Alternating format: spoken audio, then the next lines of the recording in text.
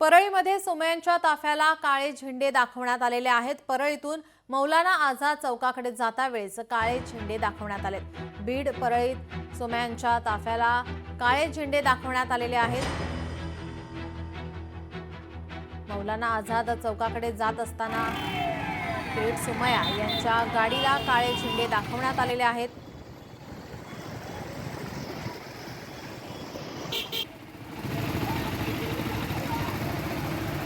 सोमय्या हे परळीमध्ये आले असताना या ठिकाणी काही जणांनी त्यांच्या गाडीला काळे झेंडे दाखवलेले आहेत। त्यांच्या ताफ्याला काळे झेंडे दाखवण्यात आले।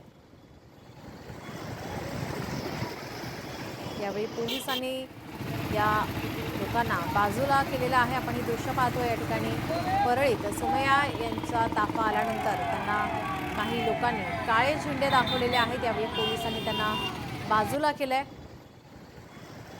परळीतून मौलाना आझाद चौकाकडे जात असताना किरीट सोमय्या यांच्या ताफ्याला काळे झेंडे दाखवण्यात आलेले आहेत।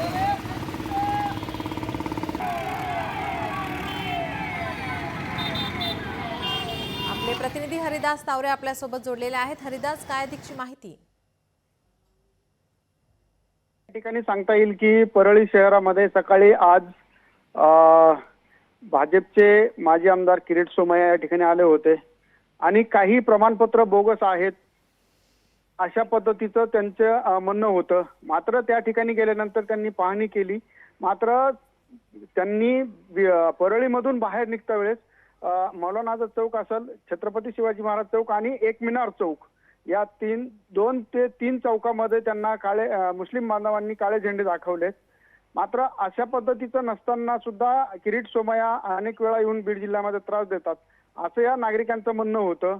मात्र हे कुठंतरी थांबलं पाहिजे असं देखील या मुस्लिम बांधवांचं म्हणणं आहे। नीलमजी जी, धन्यवाद हरिदास, आपण दिलेल्या या माहितीसाठी। लोकशाही मराठी ऐका, पहा, जागरूक रहा।